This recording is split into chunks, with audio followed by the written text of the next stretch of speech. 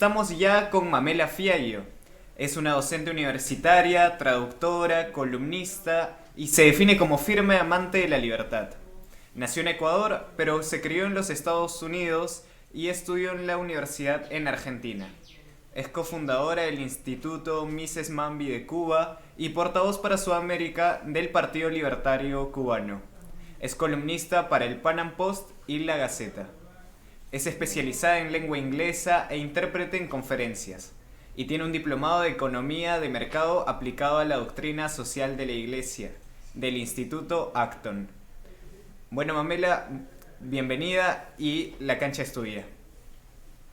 Bueno, buen día, gracias por la presentación, por el honor de estar en el panel junto a Nicolás Márquez y el candidato a la presidencia de Perú, Rafael López Aliaga.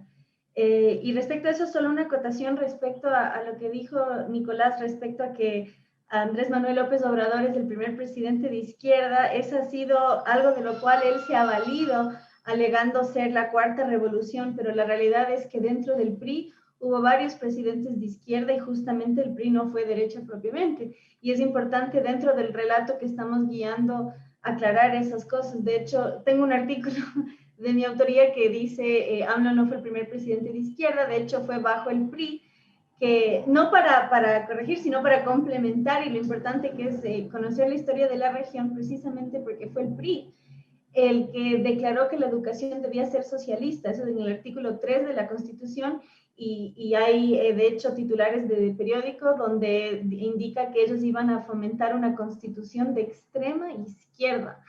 Y dato importante dentro de la batalla cultural que estamos dando, justamente en México se prohibió la fe en la década de los años 20 y al quitarle a la iglesia el dominio de la educación, le dieron al Estado y pasó de ser laica a socialista. Así que solo ese aporte histórico por mi parte, complementando a mi contertulio anterior.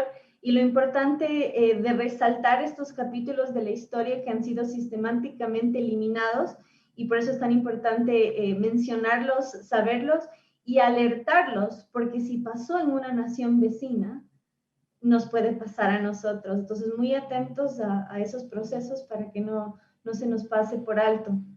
Bueno, y hoy se me ha delegado un tema, bueno, yo lo elegí, pero se me ha delegado mi rol dentro de este panel, que es justamente exaltar la feminidad y la masculinidad como la unión necesaria frente al mal. Y la palabra mal es tan importante, ¿por qué? Porque vivimos en una era tan relativista, ¿no? Que, bueno, es tu opinión, bueno, es tu perspectiva, y llegamos a un punto donde nada es verdad y nada es mentira. Y para quienes tenemos noción de verdad, es importantísimo. De hecho, George Orwell, autor de 1984, decía: en tiempos de engaño universal, decir la verdad es un acto revolucionario. Pero hay que hacer conciencia que nosotros estamos ante una revolución y por ende nuestro rol es el de ser contrarrevolucionarios. Y ahí es donde la feminidad tiene un rol fundamental. ¿Por qué? Nosotros estamos ante un resurgimiento de la Revolución Francesa y fue en la Revolución Francesa donde las mujeres contrarrevolucionarias tuvieron un rol fundamental, valga la redundancia. El símbolo de la mujer tan presente en las marchas feministas es el espejo y la cruz, porque la mujer es la custodia de la moral y la belleza. El feminismo como movimiento subversivo, ¿qué viene a hacer? Ustedes en Perú lo saben perfectamente. Los movimientos subversivos en términos político-militares son las guerrillas, el terrorismo, estos grupos armados que vienen a revolucionar y a remover del poder el orden natural, el orden instituido. En términos ideológicos, ¿cuál es el rol entonces de un movimiento subversivo? Es el de invertir nuestros cánones morales, nuestros cánones jurídicos. Por ejemplo, el caso más significativo es el del aborto. ¿Por qué? Y por eso es muy importante entender que ser pro vida no es solo proteger la vida del feto y el embrión, es algo mucho más amplio. ¿Por qué? Porque el aborto lo es. ¿Qué viene a hacer el aborto? Invertir nuestro sistema judicial, condenar a pena de muerte al inocente y dejar en impunidad al delincuente. Aquí en Ecuador pudimos resistir de forma muy difícil la legalización o la despenalización del aborto en caso de violación. ¿Por qué? Una de las últimas cláusulas que incluyó la militancia feminista era que no sea necesario denunciar al violador.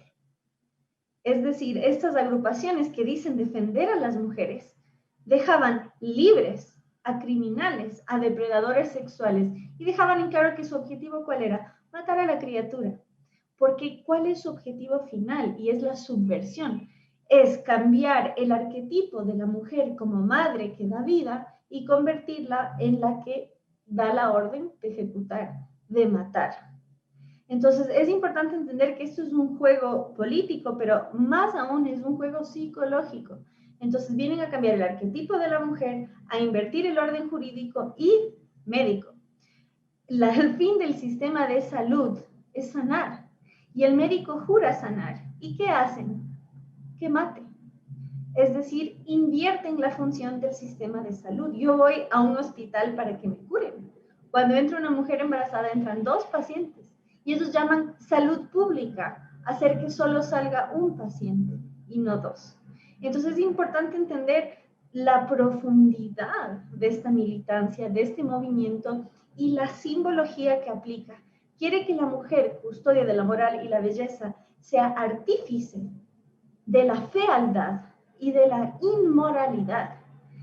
Y como hay un sentimiento tan anticristiano en todo esto, es importante señalar que esta simbología data de la antigua Grecia, es decir, precede.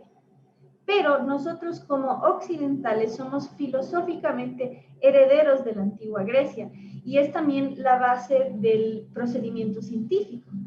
Y ahí también es importante entender el engaño que hay detrás de estas ideologías y entender que lo que llamamos hoy izquierda y derecha en realidad tiene un trasfondo muy distinto y para nosotros es tan difícil conciliar el discurso porque piensan diferente, piensan muy diferente a nosotros. Nosotros tenemos noción de verdad, de lógica, ¿no? Vemos un hombre, sabemos que es un hombre, vemos una mujer, sabemos que es una mujer, para ellos es relativo, todo es relativo.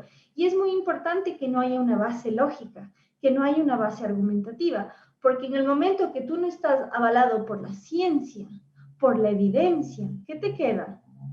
La obediencia.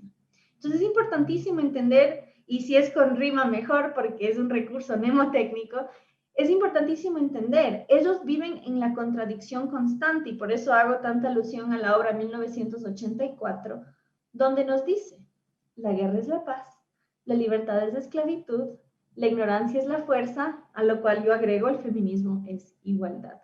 Precisamente porque hablan de igualdad, pero sistemáticamente piden privilegios, como bien lo señaló Nicolás Márquez.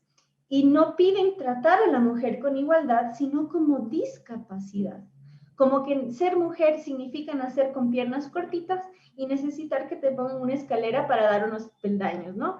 Lo mismo a las personas LGBT. Entonces, no los estamos tratando como personas con igualdad de capacidad, sino realmente como una discapacidad. Entonces, dicen luchar por la igualdad, pero elevan al hombre blanco, heterosexual, cristiano, como el arquetipo al cual apelar, como si estuviese elevado en un pedestal y todos los demás con banquitos.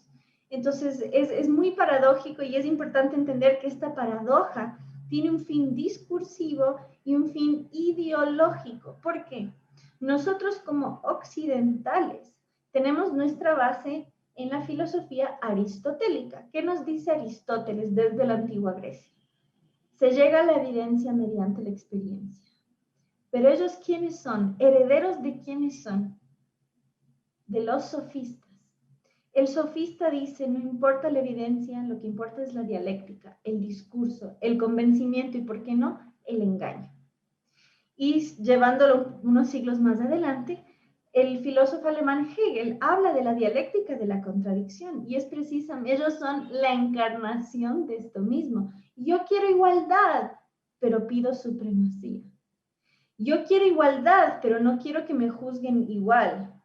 Entonces, es importante para nosotros entender esto porque, si bien cada individuo es único e irrepetible, hay características generales del hombre y características generales de la mujer que se cumplen. Y de hecho, cuando hablamos de las personas trans, también Las personas trans están dispuestas a mutilarse sus genitales para parecer del sexo opuesto, porque esa es su identidad.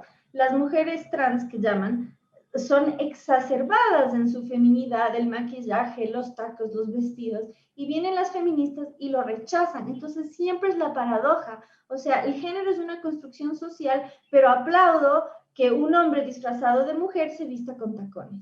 Entonces, es muy importante entender que la lógica es totalmente ausente en este movimiento, totalmente. Entonces, por eso la noción de verdad es tan importante, porque no podemos vivir en equilibrio, no puede haber discurso, no puede haber diálogo si no hay noción de verdad y todo es relativo. Lo mismo ni se diga si lo aplicamos al sistema judicial. O sea, la justicia social pregonada por el progresismo te quiere hacer creer que si a ti te asaltan, a ti te roban, deberías ser consciente de tu privilegio, ¿no? Esa persona roba por necesidad, lo cual es una falta de respeto para los pobres, porque el pobre no roba porque es pobre, el ladrón roba porque es carente de moral. Habrá circunstancias especiales, pero hay ricos que roban y mucho, y cuando están en la política un poco más.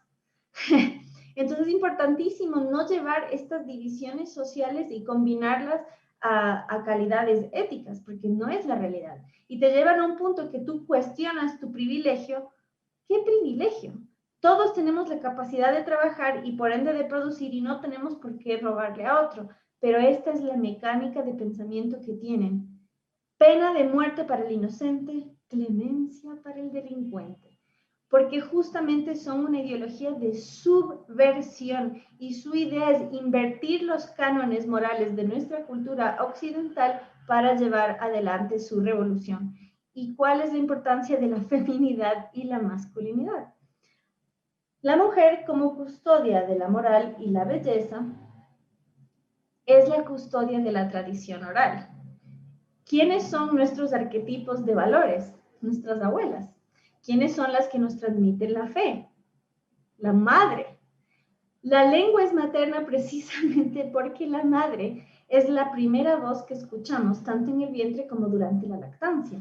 Tal es la importancia de la mujer que ella es la que guía el lenguaje. Por eso la lengua es materna. ¿Cuál es el símbolo del varón? El escudo y la espada, porque el hombre es defensor y protector. ¿Y qué nos dice el feminismo? Que el hombre es agresor. Entonces, su subversión de nuestros arquetipos y cánones culturales es importantísimo porque vienen a sembrar mentira por verdad. A mí me encanta dar este ejemplo.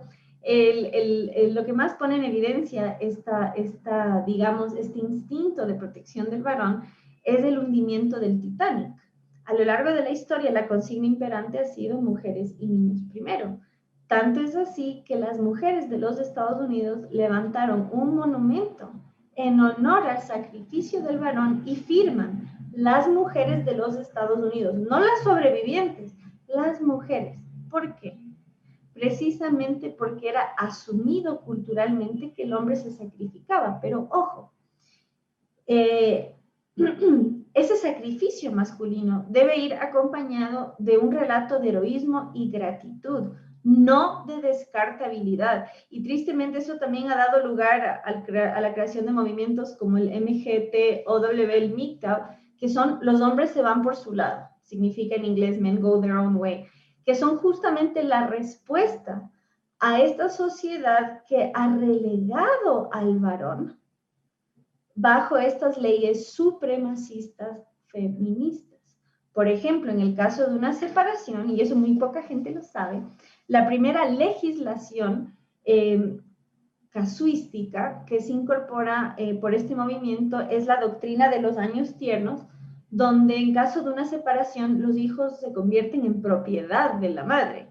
Y que yo tengo una frase un poco tosca, lo sé, que dice: el feminismo convirtió al hijo en una mercancía y al padre en una alcancía.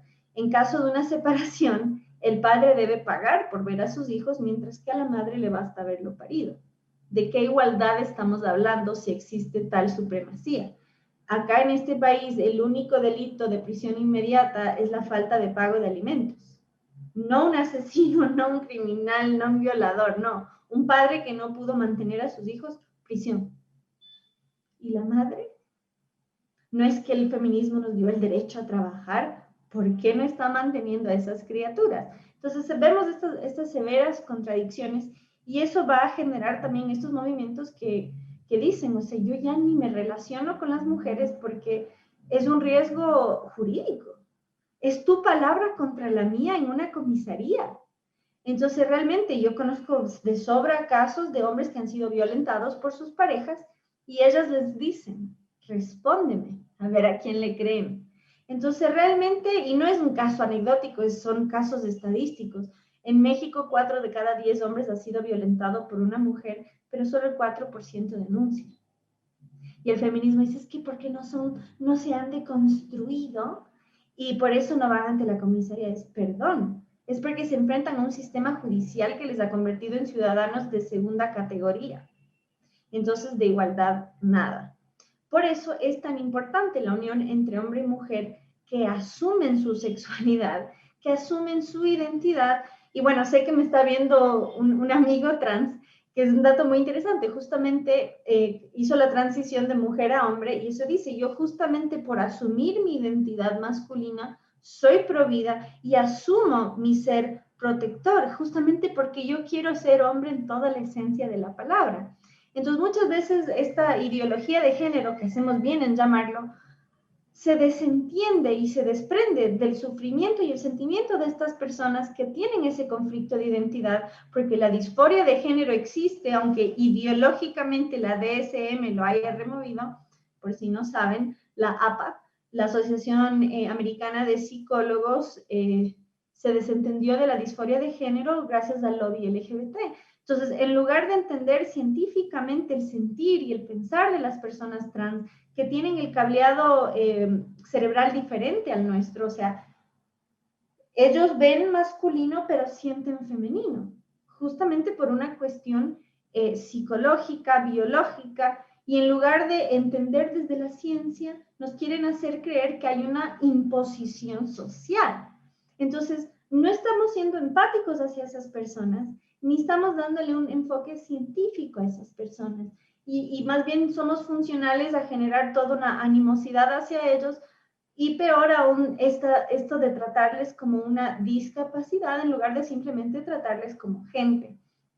Entonces, por eso también es importante la complementariedad de lo femenino y lo masculino, precisamente porque es el vínculo paterno el que desarrolla la empatía. Ahora que Nicolás hablaba de este debate que se dio respecto a la defensa de la vida, lo que distingue al ser humano de las demás especies justamente es el desarrollo de su cerebro. Lo digo porque hablaban de que la mayoría de los pro vida no creen en la teoría de la evolución. Y dato importante, la teoría de la evolución, como su nombre lo indica, es una teoría. No es verdad revelada, pero lo tratan como tal.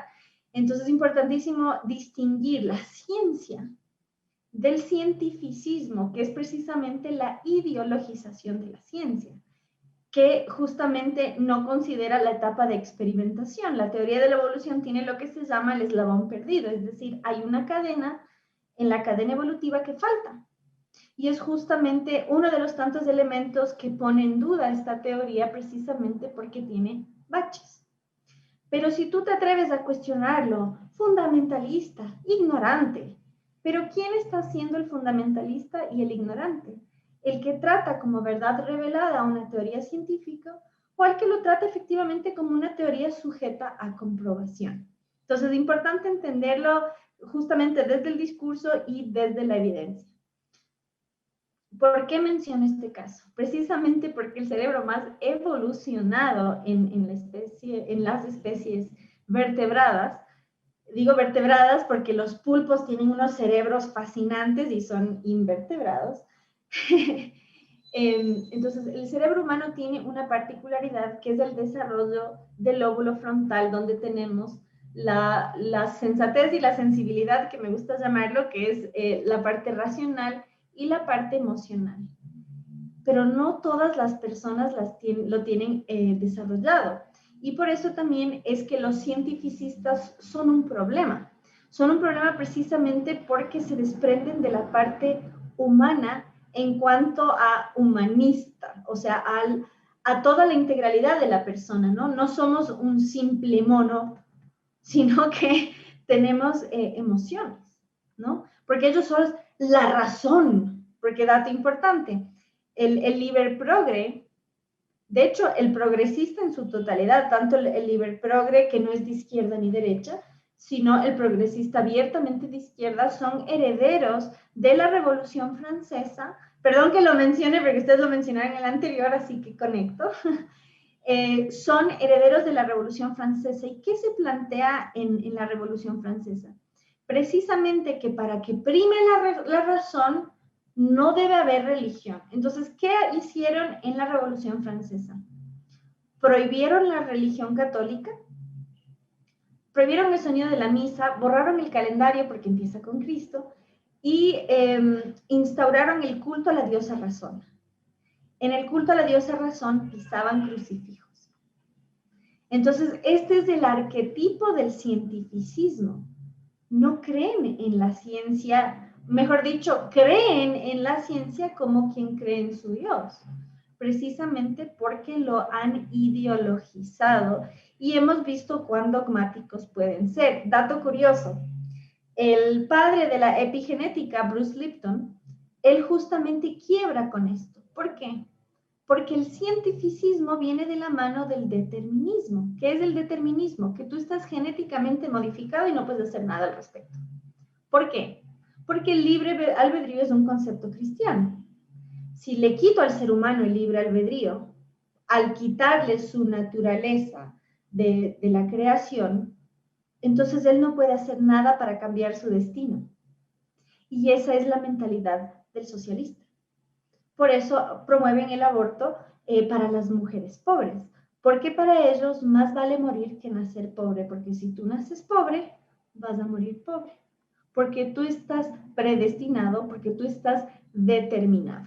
Entonces, cuando el padre de la epigenética plantea, justamente epi es externo, entonces esta idea que tu entorno puede influir sobre tus genes, lo expulsaron de la Academia de la Ciencia, que es determinista, y lo llamaron hereje. Entonces, esta terminología propia del tiempo de la Inquisición está encarnada en la Academia de la Ciencia, precisamente no por parte de los científicos, porque la ciencia es de experimentación. Él propuso una teoría y en lugar de decir, a ver, demuéstranos, hereje. Entonces, es muy importante entender o conocer, si no lo sabían, que el cientificismo existe y está bien, o sea, viene del iluminismo, y de hecho, qué mejor que la frase pienso lo que existo de Descartes, y que aplicado hoy nos dicen, pero todavía no tiene desarrollada la razón, entonces matémoslo, les contamos. El cerebro anatómicamente no termina de desarrollarse hasta los 21 años y cognitivamente no termina de desarrollarse hasta los 25. Entonces, somos descartables. Total, nuestra capacidad racional todavía no está desarrollada. Entonces, es muy importante señalar justamente desde la ciencia todo lo que se está pasando por encima o por alto por acatar y obedecer a estas ideologías. De hecho, el cerebro femenino y el cerebro masculino son diferentes, no solo en su capacidad funcional, sino incluso en sus dimensiones, tienen distinto tamaño. Entonces, decir que los hombres y las mujeres somos iguales hasta nos pone en peligro. ¿Por qué? Porque hay enfermedades que son más prevalentes en el hombre y la mujer. Hay enfermedades que podemos prevenir si entendemos las particularidades del hombre y la mujer. Entonces, en lugar de protegernos, negar nuestra esencia nos pone en peligro. Y un ejemplo muy bonito de estas diferencias es que, por ejemplo, en el cableado cerebral femenino tenemos conectados emoción y comunicación. Cuando a mí me duele, me molesta, me enoja algo, lo digo. El hombre, en cambio, tiene su cableado cerebral problema-solución. ¿Por qué? Porque el hombre históricamente fue cazador, entonces objetivo. En cambio, la mujer históricamente ha sido la que cría, entonces tiene su cerebro en función de sujetos y por ende en emociones. Entonces, es importantísimo entender esta diferencia, frente a lo cual Ben Shapiro da un gran consejo. Y él dice, cuando vas a hablar con tu pareja, tu varón, lo mejor que puedes hacer es decirle, cariño, ¿quieres que te ayude a resolver el problema o solo quieres que te escuche? ¿Por qué? Porque muchas veces las mujeres venimos y te contamos y tú, pero ¿y por qué no haces eso? Dices, pero solo quiero que me escuches. Y entonces es importante, no quiero tu opinión, solo quiero contarte. En cambio, otras veces está él esperando que le cuentes y dices, ¿y? ¿Qué hago? Ay, perdón, solo creí que querías que te escuche. Entonces, por eso la comunicación es tan importante, justamente entendiendo nuestras diferencias, y ese consejo que él da me encanta.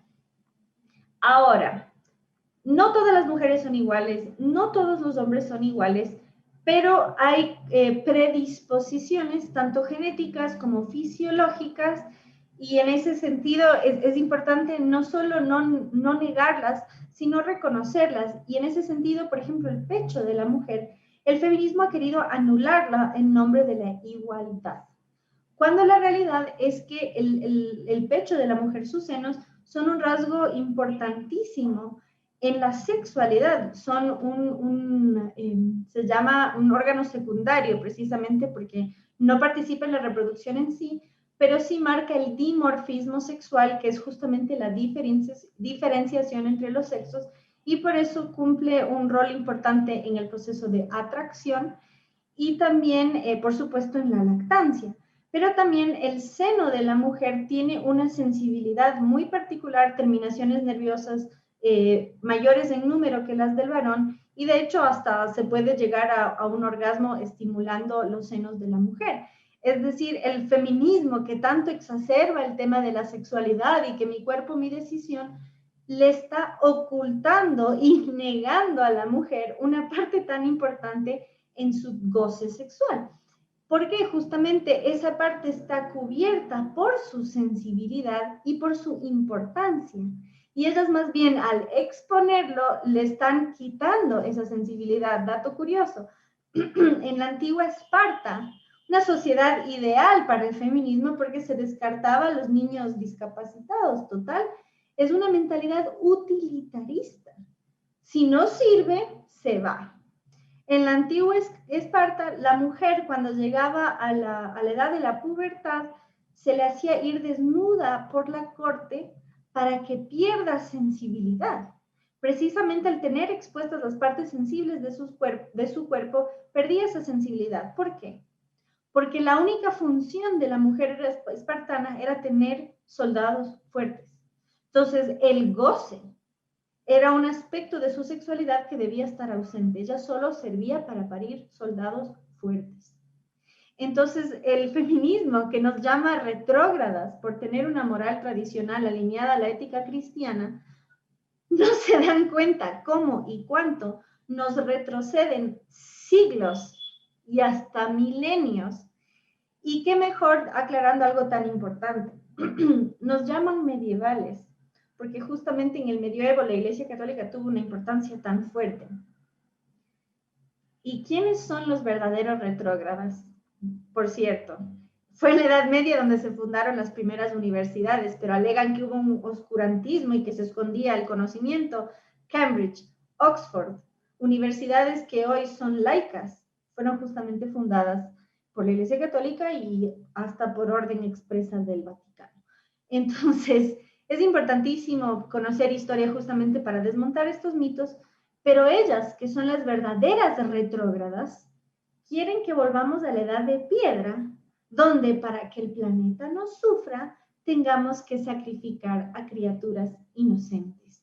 Y por eso es tan importante el tema de la conquista y el odio por la conquista española. ¿Por qué? Porque puso fin a la era del sacrificio humano. Así que me quedan 3 minutos para no pasarme.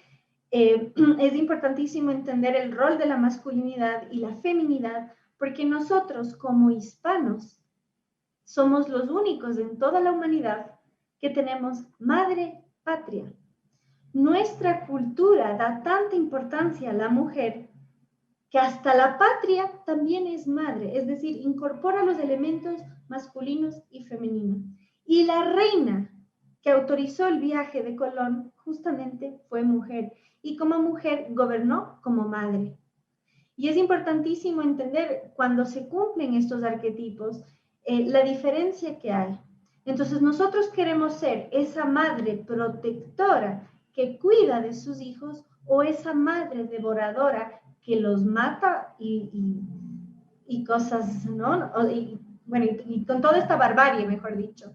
Entonces es importante entender que así como existe el hombre y la mujer, hay una elección en la forma en la cual llevamos a cabo esa feminidad y esa masculinidad, siendo custodia de la moral y la belleza, siendo la musa que inspira al héroe, o siendo la promotora de la inmoralidad, de la fealdad, y enemistándome con mi contraparte, con ese elemento necesario mediante el cual producimos la vida, o quiero ser esa mujer degradada que en su búsqueda de la igualdad se convierte en un macho beta.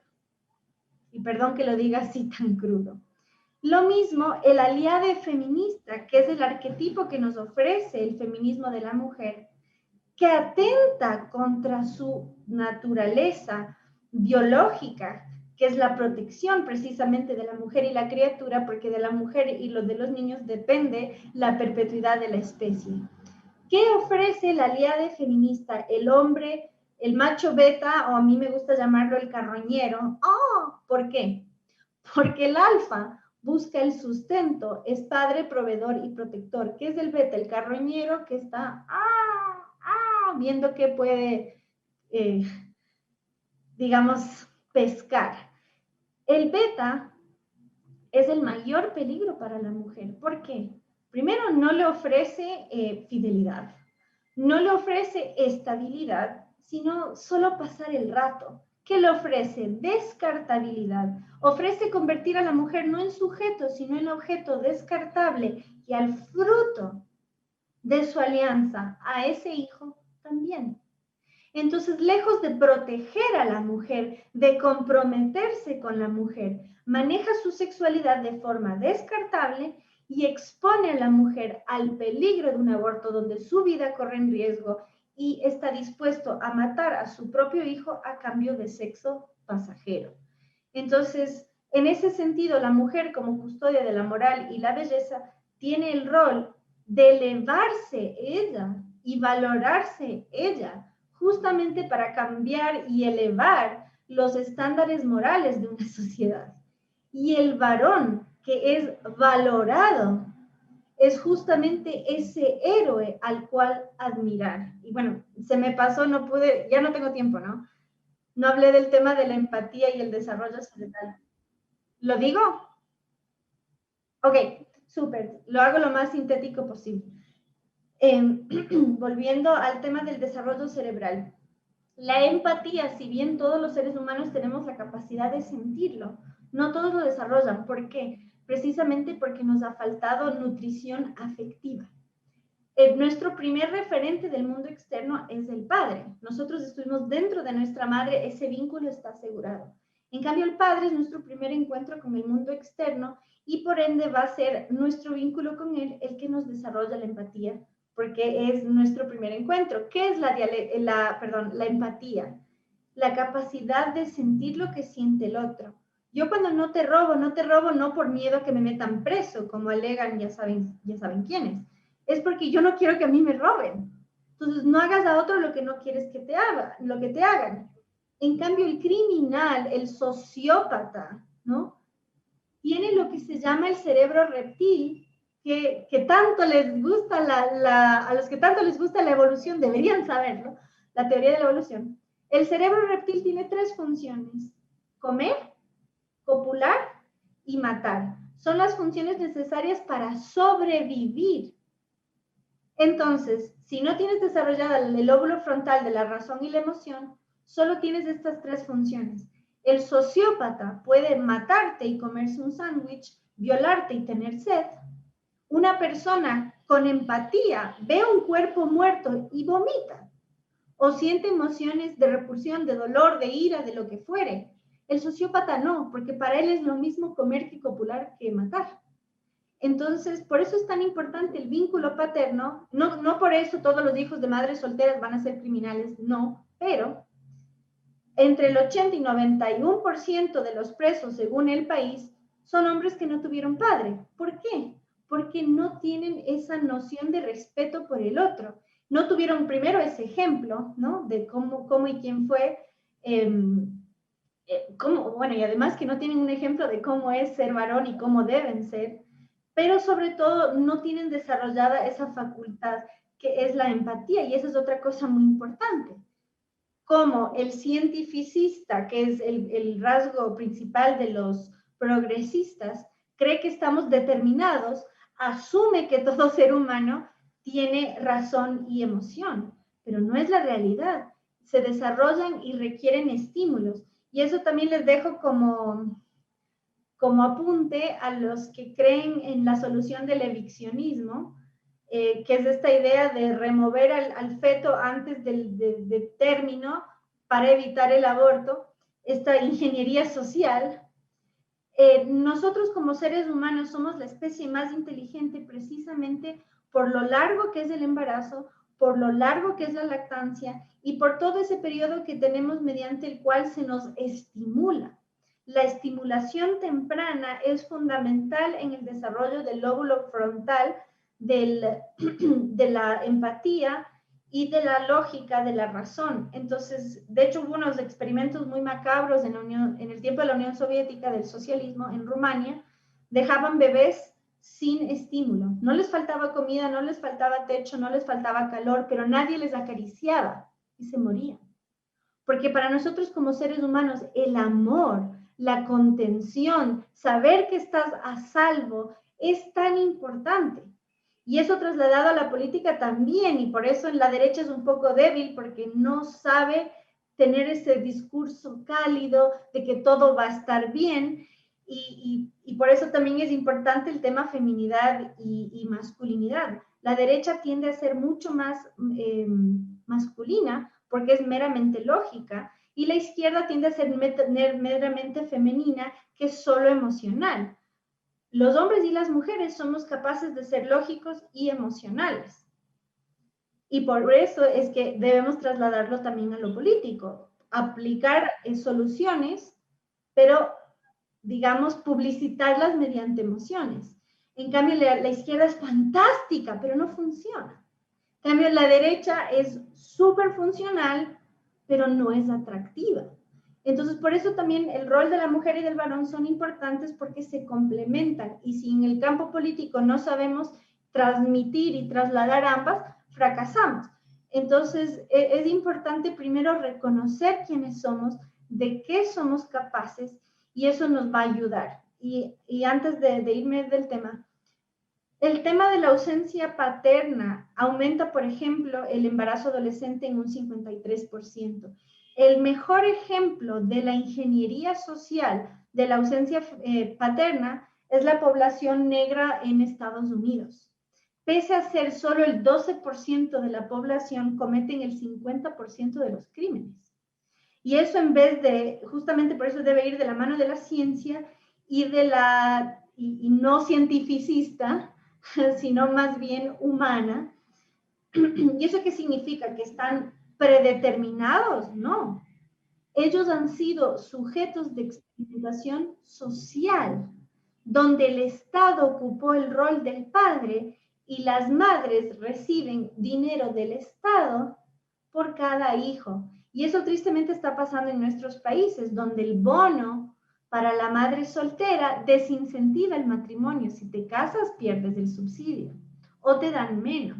Entonces, hay un sistema de estado de bienestar que debilita a la familia, expulsa al padre y da lugar a esta dependencia estatal, a este voto cautivo que pasa en Argentina también y en cuantos otros países, aquí también, gracias al socialismo del siglo XXI. Entonces es importantísimo entender el riesgo que tiene para una sociedad no reconocer el valor del padre y todo lo que produce a nivel de crimen, ¿no? Entonces, hay una total relación y el feminismo viene a decirnos que el hombre tiene que deconstruirse, en lugar de decirle al hombre que debe valorarse. El varón protector y proveedor es la mayor garantía de reducción de la violencia. Entonces, nosotros, bueno, primero nosotras, como transmisoras de la tradición oral, como madres, como portavoces de la lengua materna, debemos conservar en el discurso el legado de nuestras madres, de nuestras abuelas, y que ha sido histórico y heredado, y no creerles a estos ingenieros sociales que vienen a decirnos que nuestras abuelas eran sujetos ignorantes y, digamos, objetos ignorantes y pasivos. Nuestras abuelas hicieron las sociedades posibles como sujetos, como madre y como ejemplo. Entonces, por eso, una vez más, y ya como cierre, es importantísimo reconocer el valor de la mujer, el valor del varón, el valor del individuo y sus particularidades, por supuesto, pero sin negar aquello que suma a la mujer a la sociedad, aquello que suma al varón a la sociedad, pero sobre todo aquello que suma el padre. Y qué mejor que en este año, que es el año de San José. Así como tenemos un arquetipo de madre, tenemos ese arquetipo de padre, porque esa es otra realidad en las familias fragmentadas. Dicen, la familia es un peligro porque ahí suceden los abusos sexuales con mayor incidencia. La figura del padrastro, del padre adoptivo, nadie está hablando del riesgo que implica en una familia, pero si tiene como arquetipo, como figura a San José, qué gran cambio haría en la sociedad. Entonces, justamente apelemos a la historia, apelemos a ejemplos, sabemos qué fórmula funciona, qué fórmula falla, y sabemos que la ingeniería social es la única forma en la que pueden lograr su revolución, porque naturalmente hombre y mujer se unen para producir la vida. Por eso nos necesitan divididos, enfrentados y en guerra, haciendo que el Estado ocupe el rol del varón como padre, proveedor y protector. Entonces, en realidad, cuando el feminismo dice que va a destruir el patriarcado, es mentira. El feminismo viene a fomentar el patriarcado, donde el Estado es padre, proveedor y protector. Y como dije, la población negra en Estados Unidos es el mejor ejemplo de eso, y el fracaso que ha sido es rotundo. Y lo más triste es la evidencia del voto cautivo. El 90% de la población negra vota por el Partido Demócrata, que es el mismo que ha destruido la institución familiar. ¿Por qué? Porque es su papá. Y justamente como lo han asumido como su padre, entonces es esta figura a la cual protegen. Y otra cosa, en 1900, perdón, yo me alargo un poquito porque me indicaron que tenía libertad de hacerlo, así que continúo hasta que me digan. Hasta que me digan, yo sigo, me paran, ustedes me avisan.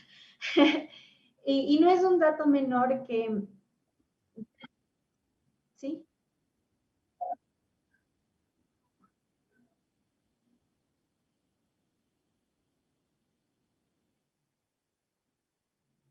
Entonces, ¿sigo hablando o ya pasamos a las preguntas? Puedes dar un cierre a tu ponencia y luego pasamos a las preguntas. Ok, entonces, no es casual que un personaje como Joe Biden, el actual presidente de Estados Unidos, fue el que aprobó la ley en 1994 que justamente penaliza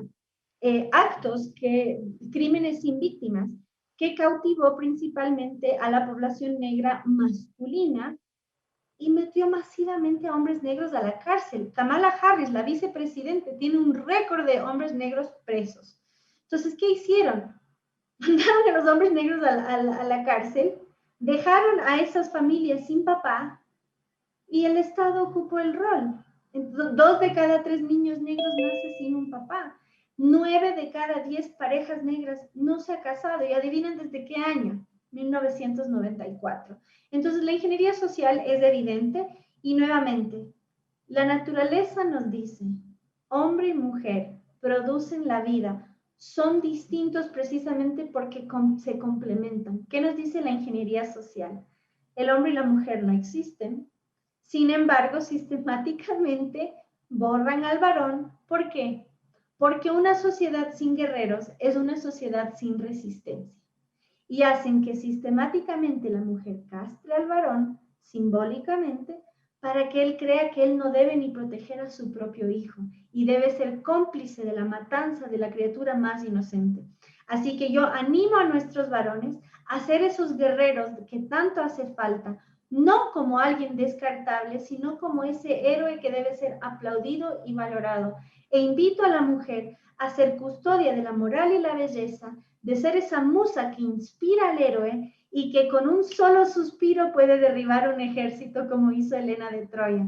Así que tenemos en nuestra historia grandes arquetipos, estudiémoslas mejor, valorémosla, pero sobre todo a nuestras abuelas, que fueron nuestro ejemplo y que si las tenemos vivas aún las cuidemos y si no, sepamos que justamente viven a través de nosotros. Seamos su legado, seamos su ejemplo y dejemos a nuestros descendientes una sociedad que realmente vale la pena. Y cierro con un proverbio griego que dice, la sociedad crece cuando los ancianos siembran árboles bajo cuya sombra no reposarán. Es decir, demos la batalla no por nosotros, sino por quienes vendrán. Muchísimas gracias, Mamela. Es todo un honor tenerte aquí. A continuación vamos a pasar con las preguntas. La verdad es que nos han dejado muchísimas, pero por el tema del tiempo solamente te haremos algunas.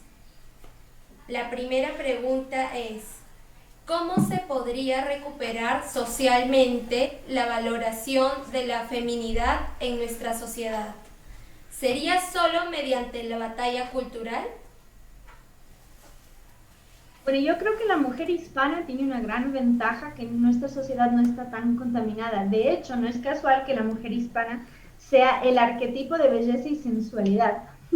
Precisamente en Hollywood, las Sofías Vergaras y todo eso, justamente porque nuestra sociedad todavía lo fomenta.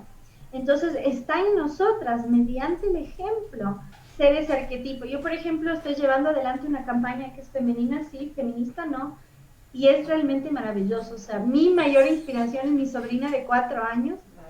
Ella cuando me ve llegar con vestido, me toca así, me dice, princesa. Entonces, las niñas, cuando nos ven a las mujeres abrazar nuestra feminidad, se quedan sorprendidas. Y otra cosa, un rasgo importantísimo que ha caracterizado la feminidad y que el feminismo de la mano del socialismo ha eliminado porque le ha entregado a su patriarcado el Estado, es la caridad. Históricamente han habido organizaciones de damas, las damas alemanas, inglesas y así las colectividades dentro de las naciones que hacían caridad, que hacían banquetes de pasteles y con el dinero que ganaban ayudaban a los huérfanos, a los enfermos, etc. Yo, por ejemplo, soy voluntaria en hospitales infantiles y el pabellón de cáncer infantil es de las cosas más duras que uno puede vivir. ¿Y qué hice yo? Yo les llevaba coronas de princesa. Precisamente porque para una niña que está pelada, que está hospitalizada, ponerle una corona de princesa y hacerle sentir hermosa hace una diferencia tan grande. Y a los varones que están debilitados, también pelados, hospitalizados, llevarles un escudo de superhéroe, ¡ja! Es increíble. Entonces, yo creo que encarnar la feminidad no solo es una cuestión de belleza, sino también de moral. Y exaltar la caridad también nos ayuda a impulsar la iniciativa privada, que es precisamente somos nosotros los ciudadanos y no el Estado quien debe estar a cargo de la caridad. Y más aún si somos personas de fe, el apostolado es importantísimo. Entonces, yo creo que hay que entender lo que es Custodias de la Moral y la Belleza en toda su representación y realmente animar a otras mujeres a hacerlo. O sea, yo he recibido caricaturas, dibujitos de niñas chiquitas, 6, 7, 8 años, y que me dibujan a mí porque yo les hago sentir esa alegría. O sea, me llegó un mensaje de una mamá mexicana que su hija se hace trenzas de noche para amanecer con el cabello rizado, porque la niña en esencia anhela esa imagen Y cuando hay una mujer que le dice, no temas ser princesa, entonces dicen, wow. Entonces realmente hay que animar y hay que vivir desde el ejemplo y recordar que hay distintos tipos de princesas. A mí me ven de rosado, pero a mí me gustan las artes marciales, juego fútbol, y justamente está en el amor con el que uno hace las cosas, en maternar, no solo gestando, sino en todos nuestros actos. Así es. Tenemos otra pregunta que es, ¿cómo se empezó a subvertir la feminidad? ¿Solo se puede explicar a través de los lobbies internacionales empujados por la nueva izquierda o tiene otros orígenes? Bueno, en eso yo discrepo con varios autores que van a estar en este panel. No es la nueva izquierda, es toda la izquierda. Recomiendo mucho, lean, comenzando por el Manifiesto Comunista, manda a abolición de la familia entre signos de exclamación. El propio Marx invitaba a la mujer a ser promiscua. Engels en particular, el coautor del Manifiesto Comunista. ¿Por qué? Justamente porque subvertir a la mujer. Ellos promueven el libro El origen del Estado, la familia y la propiedad privada, promueve que la mujer sea tan promiscua que no sepa quién es el padre de su hijo, porque solo así, terminando con la monogamia y por ende con el matrimonio, vamos a negar el acceso al patrimonio y por tanto romper el sistema de propiedad privada, que es lo que mantiene el capitalismo a flote. Entonces no es la nueva izquierda, es la izquierda en su totalidad, pero ¿qué pasa? El socialismo del siglo XX era guerrerista, era muy de guerrilla, de combate, entonces necesitaban hombres fuertes. Tanto así que en Cuba el homosexual era enviado a las unidades militares de ayuda a la producción porque se consideraba que no era apto para la guerra. Entonces, pero eso no significa que todo este lobby es propio de la nueva izquierda, sino que se exacerba en tiempos de paz. Porque tú en tiempos de paz puedes ser todo lo mariposa y loca que quieras, porque no te necesitamos en el ejército. Pero ahora, por ejemplo, en China, están muy preocupados por la feminización de los varones, porque así no les sirven como soldados. Entonces, ¿qué pasa? China mató a sus niñas al punto tal que hay 30 millones de mujeres más que varones. Entonces, les está generando un problema a nivel reproductivo, ya no hay suficiente gente. Al no haber hombres fuertes, hay videos, ahorita están en conflicto India y China, y los soldados conscriptos que van al ejército llegan llorando, porque tienen miedo. ¿Por qué? Porque son hijos únicos, súper consentidos y sobreprotegidos, no tienen hermanos, por la política del hijo único, que a Dios gracias fue revocado, pero todo el proceso, por eso es que el aborto, les digo, es mucho más amplio que solo proteger fetos y embriones que tienen valor como seres humanos únicos e irrepetibles, pero es todo el daño que causa una sociedad. Entonces, esta subversión empieza en la obra misma de Engels y Marx. Y de hecho, en el momento en el que no es casual que el Manifiesto Comunista y el Manifiesto Feminista nacen en el mismo año, 1848, mismo año en el cual se publica El origen del Estado, la familia y la propiedad privada, precisamente porque en las tres obras encontramos el mismo elemento: convertir al hombre en burgués y la mujer en proletario, llevar la lucha de clases a la guerra entre sexos. Dato importante: ¿cuándo comienza la revolución bolchevique, la instauración del comunismo en Rusia?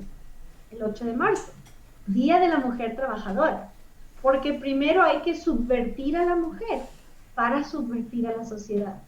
Entonces, eso es lo que logran, y por eso es tan importante el feminismo para el socialismo. Y dato divertido, búsquenlo en internet, el Kitchen Debate, el debate de la cocina entre Nixon y Nikita Khrushchev, que era entonces el presidente de la Unión Soviética.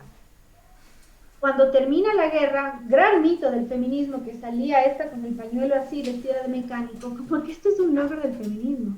Las mujeres iban a las fábricas en la década de los 40 para suplir el trabajo de sus maridos, para trabajar en las fábricas y que ellos no pierdan el empleo y para que la nación siga a flote. No por una causa, fue por necesidad. Y por eso es que en la década de los 50 se exacerba la feminidad, la cinturita de avispa, los rasgos distintivos del dimorfismo sexual y el rol del ama de casa. ¿Por qué? Como celebración de poder tener el lujo de estar en tu casa y no estar llena de aceite vestida de mecánica, que tu esposo esté en la casa y no en la guerra. Por eso todo este arquetipo que odian los progresistas del ama de casa, del papá en casa, de la familia, del perro, justamente porque fue el gran triunfo después de la guerra. Y el mejor ejemplo, y ojo, una autocrítica nuestra, el capitalismo liberó a la mujer. El capitalismo no liberó a la mujer, solo la verdad nos hace libres. Lo que nos da el capitalismo es comodidad y nos dio la opción de ser ama de casa. Eso no entienden los progresistas e incluso gente de nuestra línea que adopta este discurso queriendo vender lo mejor y el nuestro es bueno. No, el capitalismo es maravilloso como sistema económico porque te da opciones. Entonces, veamos la Alemania dividida en este y oeste. ¿Dónde había más de casa? En el oeste, porque había la prosperidad suficiente. En cambio, la mujer del este era obrera, totalmente masculinizada. Busquen en Google 1950 East Germany Fashion, o sea, la moda de Alemania del Este, hasta con vestidos eran machonas. ¿Por qué? Porque eran obreras. Y nos venden como el anhelo. Ellos lograron la verdadera igualdad, sí, a expensas de nuestras diferencias, imponiéndonos ser lo mismo. Entonces, justamente no es casual que el aborto haya sido agenda siempre de la izquierda y no de la nueva izquierda. El primer país que legaliza el aborto en el mundo es la Unión Soviética. El primer país en América es Cuba, precisamente porque exigían a la mujer sacrificar su reproductividad para aumentar su productividad. Vean el ejemplo de China, porque son ideologías materialistas. Entonces justamente son materialistas porque solo les importan los recursos. Y para entender esto y combinar nuestros valores con un sistema económico que funciona, cuando cae el muro de Berlín, Ronald Reagan dijo: los socialistas creen que todo se resuelve con el estómago lleno de frijoles y tocino. Se olvidan que también soñamos, se olvidan que tenemos espíritu. Al preso también se le da techo y comida, pero no tiene libertad. Por eso es que los recursos económicos no nos garantizan libertad. La libertad es algo mucho más grande. Lo que nos dan es cierta estabilidad, cierto bienestar, y son importantes, pero no son todo. Entonces, si yo tengo comida, pero no tengo libertad de elegir qué como, no soy libre tampoco. Entonces, es importante no caer en la falacia materialista, en la falacia economicista, y no adoptar el discurso del enemigo de que la mujer era esclava y vino una ideología a liberarla. No es así. Entonces, es importante ser sanos y coherentes en el discurso y no adoptar las herramientas del enemigo, porque al final la batalla cultural solo es un frente en la guerra entre el bien y el mal. Muchas gracias, Mamela. Tenemos una tercera pregunta. ¿Cómo se entiende la violencia intrafamiliar desde la perspectiva de feminidad y masculinidad? Tenemos 2 minutos para que nos ayudes a contestarla. Perfecto. Bueno, va apuntado a lo que dije en el último punto, apelando al hecho que estamos en el año de San José. Justamente la feminidad es esa, es ser portadora del discurso, transmisora de la tradición oral. Yo debo valorar la importancia del padre como protector y proveedor, pero sobre todo como ejemplo. Si no hay padre, no hay empatía. Si no hay padre, no hay ejemplo. Y la madre debe ser la que fomenta ese respeto y fomenta ese amor, porque ella guía el discurso. Si la madre es cómplice del abuso, habrá abuso. Si el padre está ausente, están vulnerables madre e hijos ante la violencia externa. Entonces es importantísimo, y justamente el rol del padrastro, a mi criterio, y las estadísticas me avalan, es el más peligroso, precisamente porque hay esta ruptura freudiana que la hija se vuelve una versión más joven de la madre y por ende más atractiva. Y si no es sanada ese vínculo, se puede retorcer. Y por eso es que una figura como San José, que es un padre terrenal, que es un padre adoptivo, es tan importante como arquetipo y ejemplo para el varón, justamente para que sepa a quién acudir o a quién imitar y acompañar en el discurso para que sea así y no sea un peligro para esa criatura ni para la institución familiar. Ahí llegó Rafael López Aliaga. Mucho Hola, gusto. hola, ¿cómo están? Muy buenos días, o buenas tardes, ya, buenas tardes. ¿Cómo están? Bien, gracias.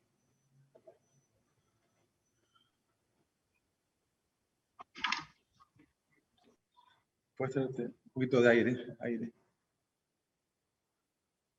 Justo ahorita estás muteada, Mamelia. Muchas gracias y a la orden. Muchísimas gracias a ti. Estaremos coordinando en un futuro cercano. Toda emergencia necesita héroes, de muchos. Y debemos estar listos, despiertos.